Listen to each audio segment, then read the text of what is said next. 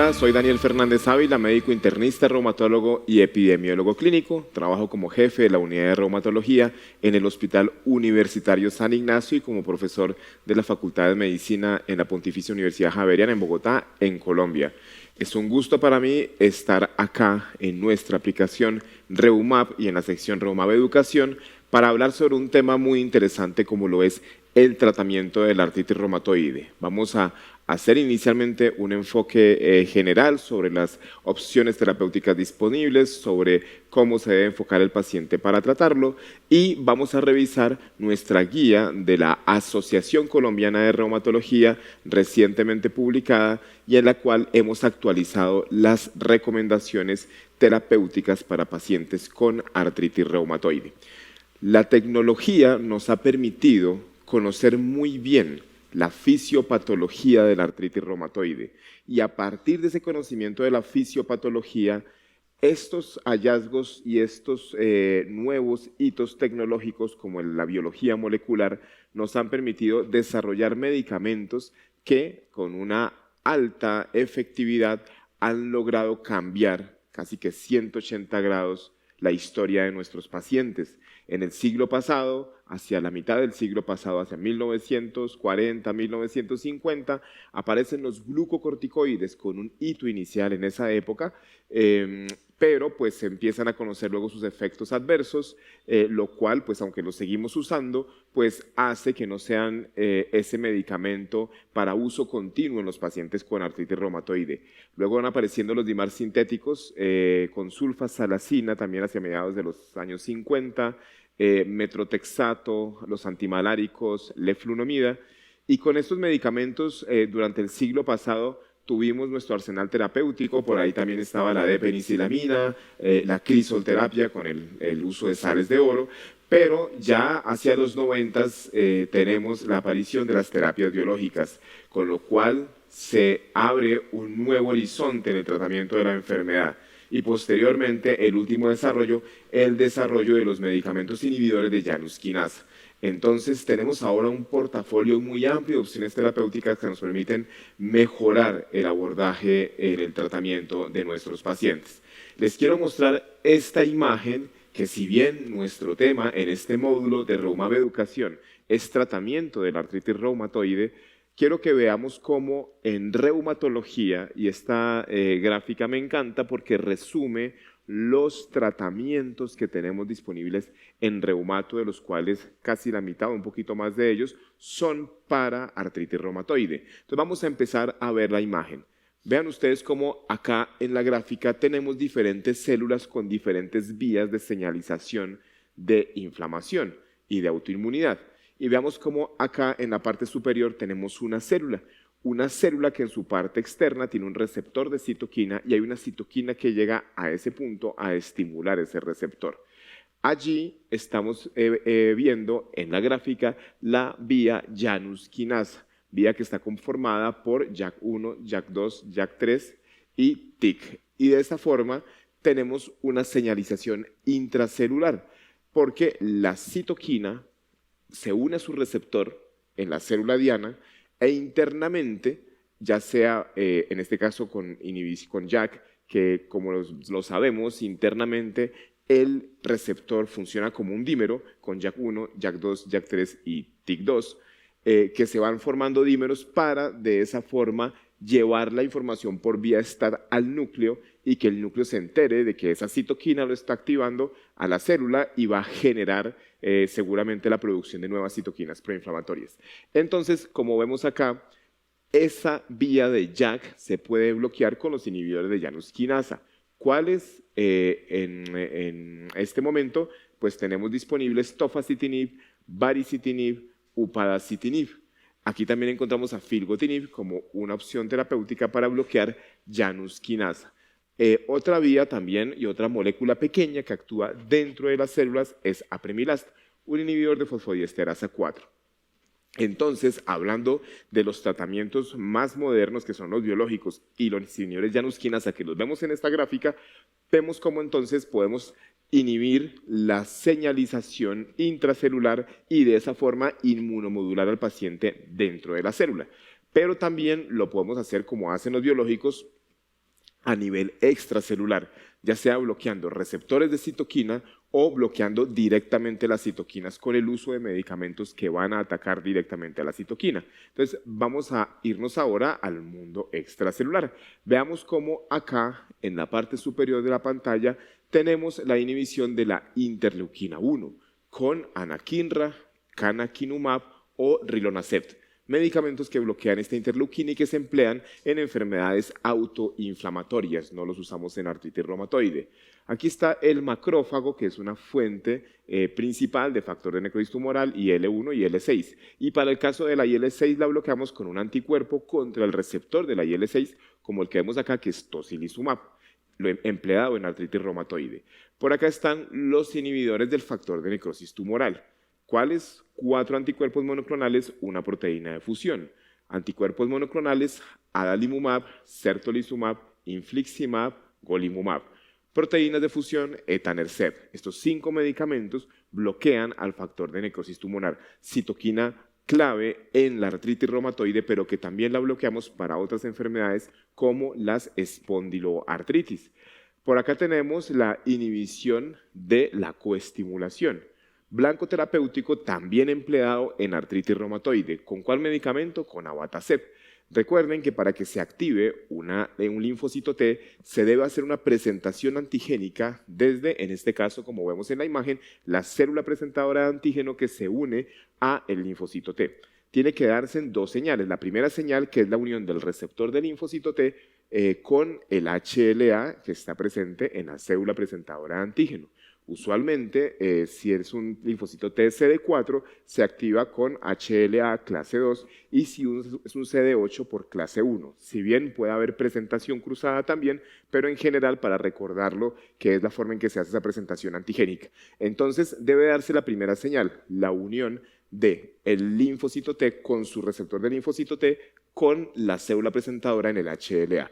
Y la segunda señal es la coestimulación, que es la unión de CD80-86 que viene de la célula presentadora de antígeno con CD28. Este CD80-86 también corresponde o es el mismo B71-B72. Entonces, esa unión de CD80-86 o B71-B72 con CD28 es la segunda señal. Y esa segunda señal se inhibe en el ser humano de forma natural por una proteína que es CTLA4. CTLA4 es una proteína inhibitoria que es más afín por la unión de CD28 con CD80-86, desplaza esa unión, no permite la coestimulación y de esa forma se frena la respuesta inmune. Acá en ese punto actúa abatacept. Abatacept es CTLA4, es la proteína pegada a la fracción FC de la IgG. Y de esa forma, cuando aplicamos una dosis de abatacept, ya sea intravenoso o subcutáneo en pacientes con artritis reumatoide, donde tiene aprobación, también la tiene para artritis psoriásica, pero casi no se emplea en ese contexto. Este medicamento entonces inhibe la coestimulación y por ende inhibe la activación de los linfocitos T al no permitir la segunda señal. Entonces, esa es otra forma de bloquear con terapia biológica. Aquí tenemos otra, que es con rituximab. Rituximab es un anti-CD20. Es un medicamento que genera lisis celular de todo lo que marque el linaje CD20, es decir, linfocitos B, como vemos en la imagen, y de esa forma es un medicamento que empleamos en artritis reumatoide, pero que también tiene otras aprobaciones. Su primera aprobación fue el linfoma, pero también lo usamos en vasculitis asociada a ANCA, en el caso de nuestros pacientes de reumatología. Entonces, rituximab es otro medicamento biológico. Por acá tenemos a ustekinumab. Ustekinumab bloquea 2 citoquinas, la interleuquina 12 y la interleuquina 23, medicamento empleado en psoriasis, artritis psoriásica, y que pues ha tenido una gran importancia porque fue de los primeros anti-interleuquina después de los anti-TNF en el contexto de las espondiloartritis, específicamente artritis psoriásica y psoriasis, es decir, enfermedad psoriásica. Entonces, por aquí estamos bloqueando tanto TH1 como TH17 con este medicamento. O podemos bloquear específicamente, por el lado de TH17, la interleuquina 17 con medicamentos dirigidos específicamente contra, acá es la interleuquina 23, de este lado, el que está señalado en la gráfica, interleuquina 23, que es de esta vía TH17. Esta vía de inhibición la empleamos especialmente en psoriasis, artritis psoriásica y también está empezando a tener estudios en otras enfermedades reumáticas autoinflamatorias. ¿Cuáles medicamentos son? Guselkumab, Tildrakizumab, Risankizumab y Mirinkizumab, todos inhibidores de interleuquina 23. Pero también podemos bloquear la interleuquina 17, recordando que hay interleuquina desde la 17A hasta la 17F. En este caso se puede bloquear la interleuquina 17A con secukinumab, ixekizumab, bimekizumab o brodalumab, o la F con bimekizumab y brodalumab. Bime es A y F, brodalumab es solamente F. Entonces, esta vía de inhibición la usamos en espondiloartritis axial, tanto anquilosante como no radiográfica, en artritis psoriásica, en psoriasis, y son medicamentos que también están empezando a tener nuevas aprobaciones. No los usamos en artritis reumatoide, que es nuestro tema. Y tenemos otros biológicos como el que vemos acá, que es natalizumab, en neurología especialmente empleado, o vedorizumab en gastroenterología, en enfermedad intestinal inflamatoria. Entonces, como vemos, tenemos una amplia gama de opciones terapéuticas y sigue creciendo gracias a un excelente desarrollo y conocimiento de la fisiopatología de las enfermedades autoinmunes y de la biología molecular.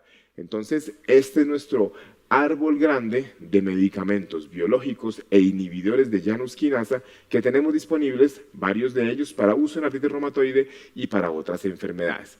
Ahora bien, ¿cuáles medicamentos específicamente podemos usar en artritis reumatoide? Tenemos 4 grupos grandes como familias de medicamentos. Los DIMAR sintéticos, recuerden que DIMAR es de la sigla antirreumático modificador de la enfermedad, de la palabra en inglés, sintéticos convencionales, biológicos originales, los DIMAR biológicos, los DIMAR biosimilares, que son los desarrollos de los biológicos originales que han perdido patente. En el mundo de los químicos hablamos de genéricos, acá hablamos de biosimilares, y los DIMAR sintéticos dirigidos o con diana específica, donde están los inhibidores de Janus quinasa. Para el caso de la artritis reumatoide, ¿cuáles DIMAR sintéticos convencionales tenemos? Metrotexato, leflunomida, sulfasalacina y los antimaláricos. Ya vamos a hablar de ellos en la guía de manejo.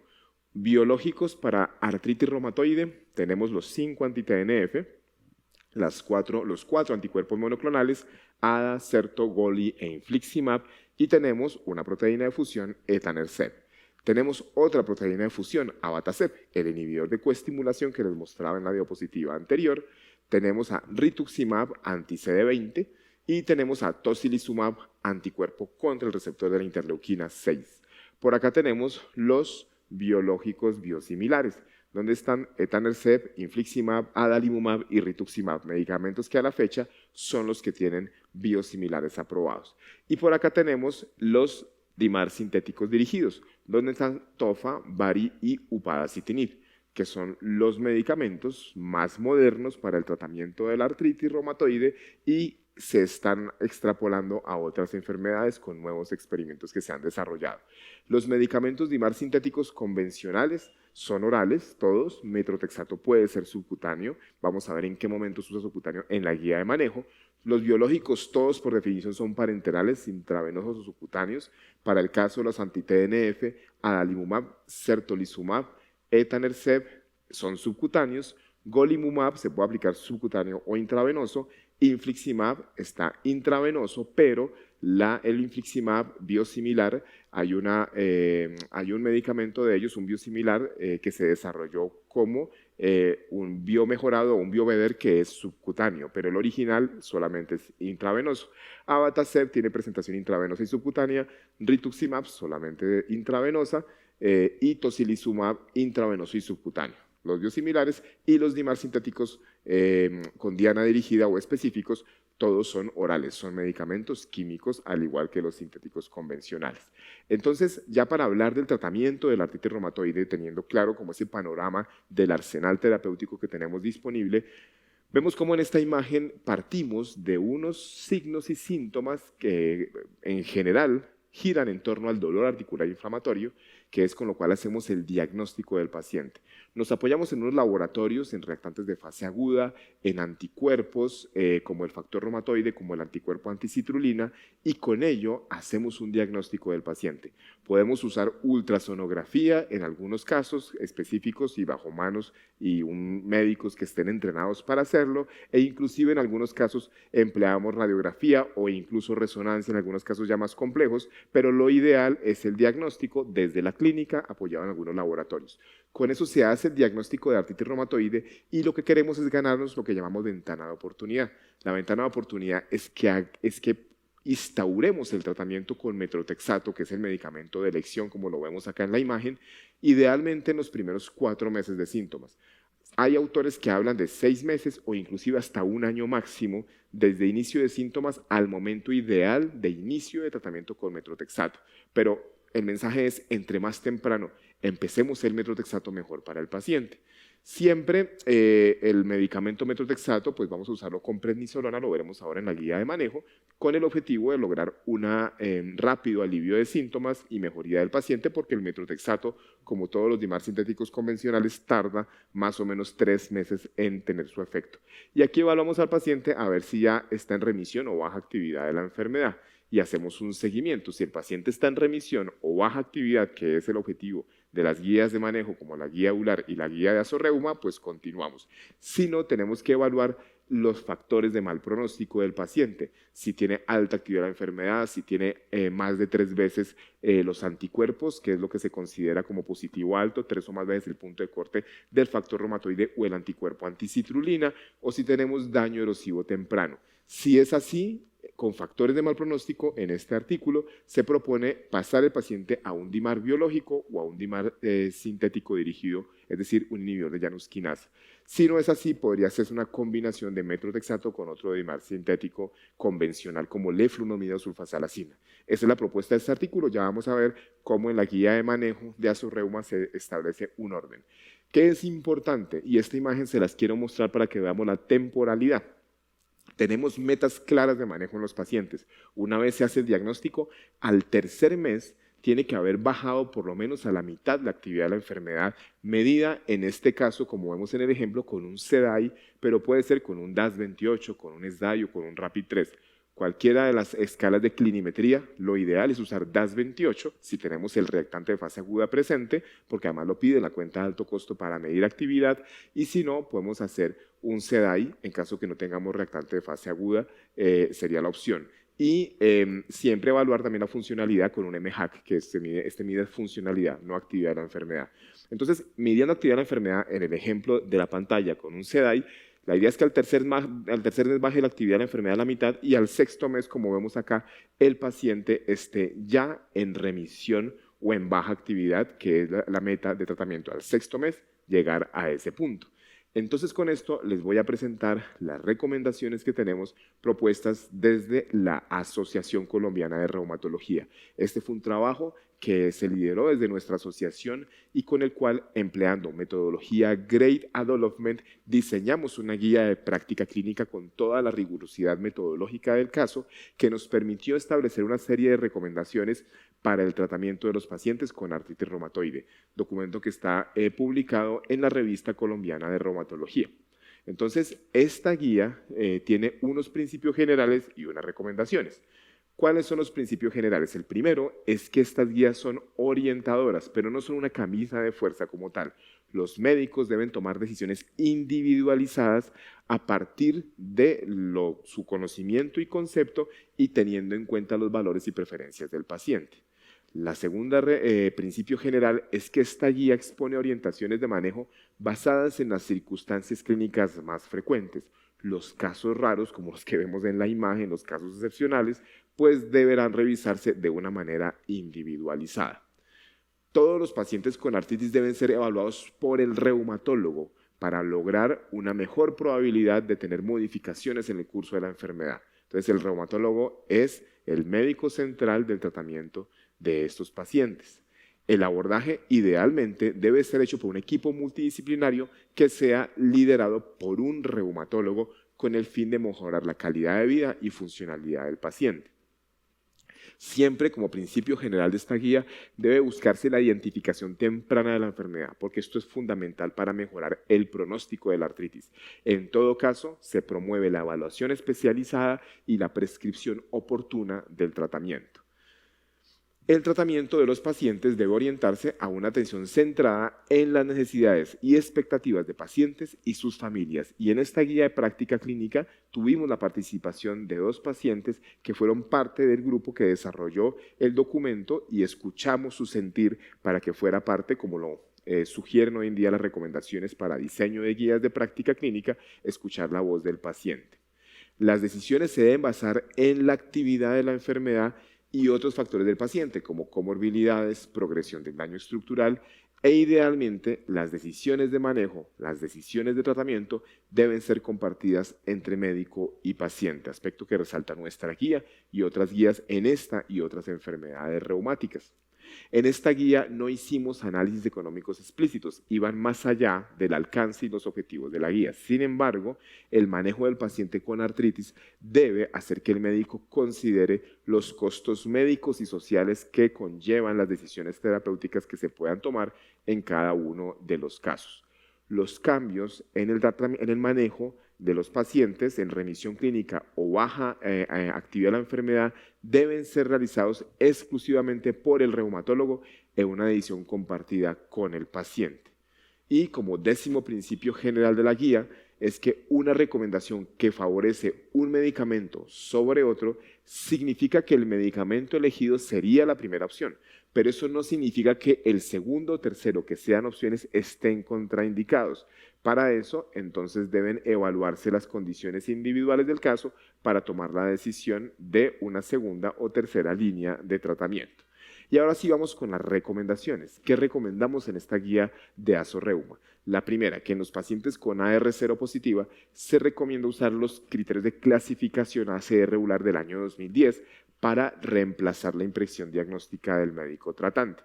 Es muy importante recordar que estos criterios de clasificación que vemos en la pantalla, que son los de ACR regular 2010, no son diagnósticos, son criterios clasificatorios. Se hicieron para armar cohortes, para hacer ensayos clínicos. Sin embargo, al ser altamente específicos, porque todos los criterios de clasificación en general son muy específicos, de pronto no tan sensibles, pero sí muy específicos, pues eso hace que si un paciente tiene el puntaje, en este caso, de 6 o más puntos, pues probablemente tiene la enfermedad. Entonces, ¿qué tienen en cuenta estos criterios? Primero, un conteo articular. Un examen físico en el cual el médico palpa una a una 28 articulaciones del paciente, pero no solamente, digamos, unas 28 articulaciones, sino que hace un conteo general de articulaciones. ¿Con qué objetivo? El objetivo es poder evaluar al paciente y contar cuántas articulaciones tiene inflamadas, cuántas tiene dolorosas. Vean ustedes que entre más articulaciones tenga el paciente aquí en este dominio articular, entre más articulaciones tenga comprometidas, pues es más la probabilidad de que tenga el diagnóstico porque va sumando puntos. Requiere 6 o más puntos. Si son más articulaciones pequeñas, pues va a tener mayor puntaje. Vean ustedes cómo con 4 a 10 articulaciones con o sin compromiso de articulaciones grandes da 3 puntos y con más de 10 articulaciones con por lo menos una pequeña da 5 puntos. Requiere 6 para hacer la clasificación del paciente. Los anticuerpos, factor reumatoide, anticitrulina, si está negativo 0 puntos, positivo bajo 2 puntos, positivo alto 3 puntos. Positivo alto se refiere a 3 o más veces el punto de corte. Los reactantes de fase aguda que estén elevados da 1 punto y finalmente la duración de los síntomas, más de 6 semanas da 1 punto, menos de 6 semanas da 0 puntos. Con 6 o más el paciente clasifica como un paciente con artritis reumatoide. Entonces, esos son los de clasificación. Entonces, en pacientes, la primera recomendación era que si es cero positivo, podemos emplear esos criterios. Ahora, si el paciente es cero negativo para factor reumatoide y para anticuerpo anticitrulina, entonces el paciente puede que no cumpla los criterios ACR regular 2010. En ese caso, la impresión diagnóstica dependerá del criterio diagnóstico del reumatólogo. Una cosa importante, se resalta acá como observación en esa recomendación, es que los criterios de clasificación son para investigación, pero en todo caso el reumatólogo es quien debe analizar el caso y hacer su diagnóstico clínico como debe ser. El diagnóstico es eminentemente clínico como tercera recomendación, basado en ¿qué? Una historia de dolor articular inflamatorio, usualmente poliarticular, simétrico, con rigidez matinal, mejoría de AINES, todas las características del dolor articular inflamatorio que ustedes conocen, y la presencia de articulaciones inflamadas o dolorosas en el examen físico, con unas pruebas complementarias como vemos acá, como los reactantes de fase aguda, BCG, PCR, factor reumatoide y anticuerpo anticitrulina. Como recomendación, acá se indican cuáles son las técnicas específicas para cada una de las pruebas, que sean, ojalá esas, las que se tengan en cuenta para la medición de las pruebas. El uso de imágenes diagnósticas como radiografía, eco o resonancia no se recomienda de manera rutinaria el diagnóstico. Su uso se debe hacer solamente por criterio médico y para casos individualizados. Y importante que la radiografía, la ecografía y la resonancia pueden ser útiles en diagnóstico, pero también en diagnóstico diferencial para otras posibles explicaciones al dolor del paciente. Ya entrando en las recomendaciones de tratamiento de medicamentos, se recomienda el uso de glucocorticoides en dosis de 5 a 20 miligramos al día de prednisolona como terapia de inicio, siempre en combinación con un fármaco convencional, ojalá metrotexato. Por tiempos de uso se recomiendan, digamos, si se usa por más de 2 semanas, pues dosis máximo de 10 miligramos al día. Entonces, siempre tener en cuenta que vamos a usar dosis bajas a intermedias de prednisolona como corticoide, que es el que usualmente empleamos en estos pacientes. Siguiendo con los corticoides, unas observaciones. Lo primero es que deben usarse por el menor tiempo posible y a la menor dosis eficaz. Y cada vez que el paciente vaya a la consulta debemos considerar disminuir o retirar el medicamento, siempre haciéndolo de forma gradual.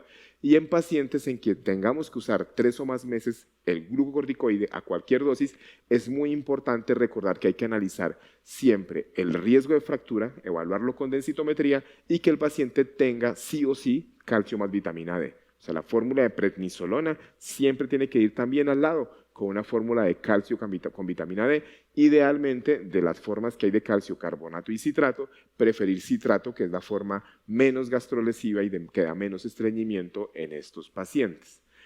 Para el manejo sintomático de la artritis se recomienda el uso de AINES, como vemos acá, también como pasa con los glucocorticoides, ojalá por el menor tiempo posible, pero son una terapia para iniciar en el paciente. En la decisión de iniciar una INE hay que tener en cuenta que si se desea usar un inhibidor de COX-2 selectivo, pues hay que tener en cuenta los factores de riesgo gastrointestinales, renales o cardiovasculares, con especial precaución cuando se combina glucocorticoide con AINE por el riesgo de sangrado y perforación intestinal. Evitar la combinación de AINES no tiene además sentido, y en caso de que haya un importante riesgo gastrointestinal, considerar el uso de inhibidor de bomba de protones, pero por un tiempo limitado. Importante recordar que el hecho de formular metrotexato o un medicamento de estos no significa matricular al paciente en un inhibidor de bomba de protones por toda la vida. Esto tiene un tiempo limitado. Como séptima recomendación, en pacientes con AR se recomienda iniciar siempre metrotexato, y este es el medicamento de elección siempre. En caso de contraindicación, leflunomida o sulfasalacina se podrían usar. La dosis que se recomienda de metrotexato para empezar es de 15 miligramos semana en una sola toma, o dividirlo, puede ser que tome, por ejemplo, si son 15 miligramos, son 6 tabletas, 3 tabletas a la mañana, 3 a la noche, o en 2 tomas, pero que el intervalo no sea de más de 24 horas. Es decir, por ejemplo, 3 el sábado, 3 el domingo. Usualmente yo recomiendo que tomen el medicamento el fin de semana de esa forma. Y con un ajuste del manejo según la respuesta, aumentándola hasta un máximo de 25 miligramos semana. En adultos mayores puede ser necesario ajustar dosis dependiendo del caso puntual. En caso de intolerancia gastrointestinal con metrotexato, es importante mantener el uso siempre que sea posible de este medicamento. Así que tenemos una presentación aprobada en Colombia para uso parenteral. Se sugiere el uso de esta terapia cuando el paciente no tolera por intolerancia gastrointestinal la forma oral.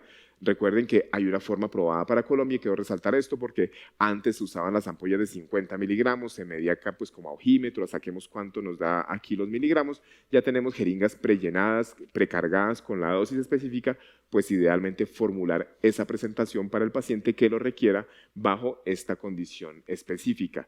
Siempre dar la suplementación de ácido fólico que disminuye especialmente efectos adversos gastrointestinales con el uso del metrotexato. No se recomiendan estos medicamentos que vemos acá para el uso de pacientes con AR, azatioprina, micofenolato, ciclosporina, depenicilamina, dado que son medicamentos que no tienen estudios en esta enfermedad y para el caso, por ejemplo, de azatioprina, micofenolato, tienen un gran espectro de uso hacia el lupus, las vasculitis, otros escenarios clínicos, pero no en esta enfermedad. Considerar los antimaláricos, realmente tienen el punto en contra es que los antimaláricos no han demostrado inhibición de progresión estructural y erosión, como sí lo han hecho los otros 3 antirreumáticos sintéticos tradicionales, como metotrexato, leflunomida, sulfasalazina, y como lo hicieron claramente los biológicos y los inhibidores de Janus quinasa. Entonces, el antimalárico lo dejamos acá como una observación que se podría considerar solamente en pacientes con baja actividad inflamatoria que no tengan factores de mal pronóstico. Y también pues podrían recomendarse en pacientes que si ya lo vienen recibiendo, pues podría continuarse si está el paciente en remisión y no tenemos una evidencia de factores de mal pronóstico. En pacientes con AR que fallan al metotrexato en monoterapia, entonces si ya hemos ajustado la dosis y la hemos subido por lo menos a 20 o 25 miligramos máximo, se recomienda combinar los DIMARD al metotrexato con un segundo DIMARD. En casos seleccionados, el reumatólogo podría considerar que ese paciente que falló a metotrexato pasaría directo a terapia biológica o inhibidor de Janus quinasa, pero es una decisión específica del reumatólogo. Lo ideal que se propone en esta guía es por la combinación de metotrexato con leflunomida o sulfasalazina cuando hay una falla al metotrexato y hacer terapia combinada. Y si el paciente está en terapia combinada y falla a la terapia combinada, es cuando es momento de que el paciente reciba una terapia biológica o un DIMAR sintético dirigido manteniendo el metotrexato. Lo ideal es no suspender el metotrexato. Hay que tener en cuenta si se escoge, como vemos acá en la observación, un DIMAR sintético dirigido o un inhibidor de JAK en este caso, el riesgo cardiovascular en pacientes mayores de 50 años, dado lo que la información que hemos obtenido del estudio Oral Surveillance con tofacitinib. Entonces es importante tener esta observación específica cuando uno escoja un inhibidor de Janus quinasa, evaluar el riesgo cardiovascular del paciente para tomar la mejor decisión.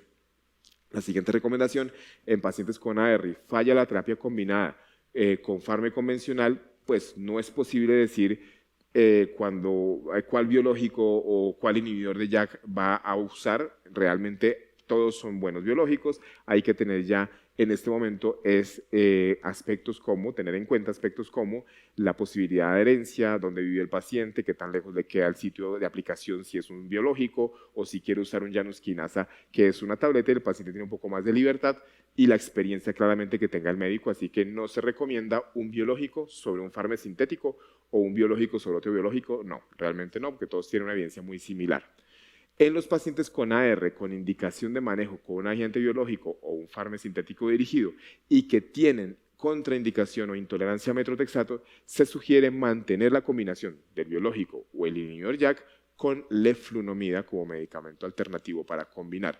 A pesar de eso, hay que tener en cuenta que cada vez más los nuevos medicamentos tienen estudios en monoterapia y esta recomendación pues podría cambiar también en escenarios clínicos específicos teniendo en cuenta la evidencia de cada medicamento. Si el paciente ha fallado a un primer biológico o a un primer inhibidor de JAK, puede usarse un segundo biológico o un segundo JAK inhibidor de la misma u otra clase terapéutica. ¿De qué depende esto? De la observación que ven acá. Si el paciente hizo una falla primaria, es mejor cambiar el mecanismo de acción. Si el paciente hizo una falla secundaria, podría considerarse manejarse dentro de la misma familia, ya depende de cada caso en particular. En pacientes que sufren infección durante el tratamiento con un biológico o con un fármaco sintético dirigido, se recomienda suspender temporalmente el medicamento y que se reinicie una vez la infección esté resuelta.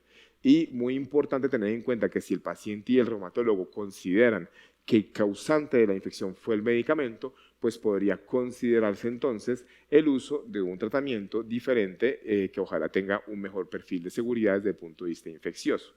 Si el paciente tiene artritis reumatoide y cáncer, debe considerarse entonces la decisión de manejo con el médico especialista de la enfermedad oncológica de base, porque aquí tenemos contraindicación para varios biológicos, de pronto rituximab sería una opción, pero hay que analizar ya cada tipo de cáncer, cada temporalidad y cada situación particular, ojalá con el oncólogo. Y pues aquí recordar en esta observación, como lo vemos acá, pues que en caso de AR y cáncer prima siempre el tratamiento del cáncer y la AR pasa prácticamente a un segundo plano dentro del esquema de manejo general del paciente.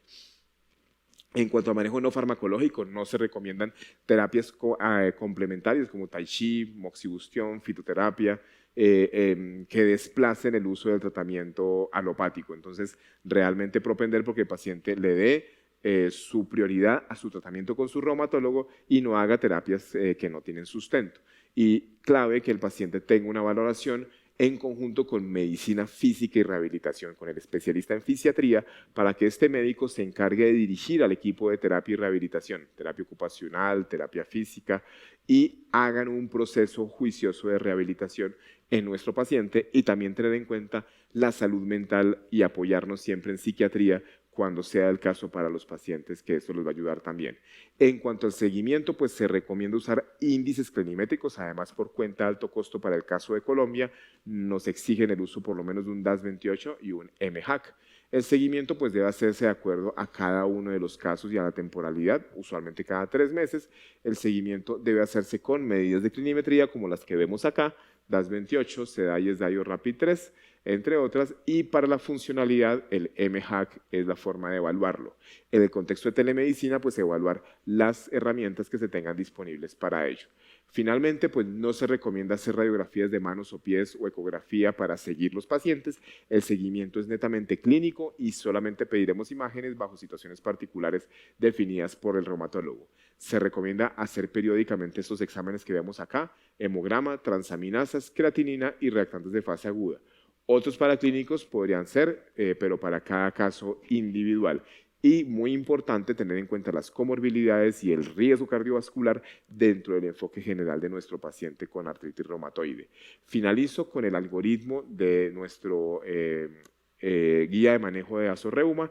Vamos a verlo un poco más cerca. Acá tenemos el algoritmo, en el cual tenemos un paciente con artritis reumatoide. Vamos a hacer la evaluación integral y vamos a iniciar metrotexato y glucocorticoides para el manejo inicial del paciente. Como alternativa, leflunomida o sulfasalacina también con corticoides. Evaluamos al paciente y si el paciente tiene o con esto llega a mejorar en los siguientes 3 meses y a tener un control, a llegar a la meta que es remisión o baja actividad, pues vamos a continuar. Pero si no, vamos a pasar a la siguiente fase. Si hubo intolerancia gastrointestinal al metrotexato, pues vamos a usar la forma parenteral. Y si no, si lo tolera pero no está siendo efectivo, vamos a hacer una combinación con DIMAR sintéticos convencionales. Si al hacer la combinación se controla el paciente, pues seguimos con el medicamento, pero si no, es el momento de usar una terapia biológica o un inhibidor de Janus-quinasa. Si hay contraindicación al metrotexato, pues vamos a usar leflunomida como coadyuvante al tratamiento antirreumático con biológico o inhibidor de JAK. Y ya en esta parte vamos a tener al paciente en inhibidor de JAK o en biológico y vamos a, ojalá, llevar al paciente a remisión o baja, pero si no, vamos a modificar el tratamiento ya moviéndonos en esta escala de biológicos o de fármacos sintéticos dirigidos. La aplicabilidad de esta guía, pues esta guía está hecha por Asorreuma para orientar las decisiones de los profesionales de la salud, de los pacientes con AR en Colombia. Las hicimos teniendo en cuenta el contexto clínico y económico y socioeconómico de nuestro país, y a partir de la más reciente evidencia y teniendo en cuenta la experiencia de los reumatólogos que trabajamos en esta guía y la perspectiva de los representantes de pacientes que nos acompañaron en el desarrollo de la guía. Finalizo con dos diapositivas más.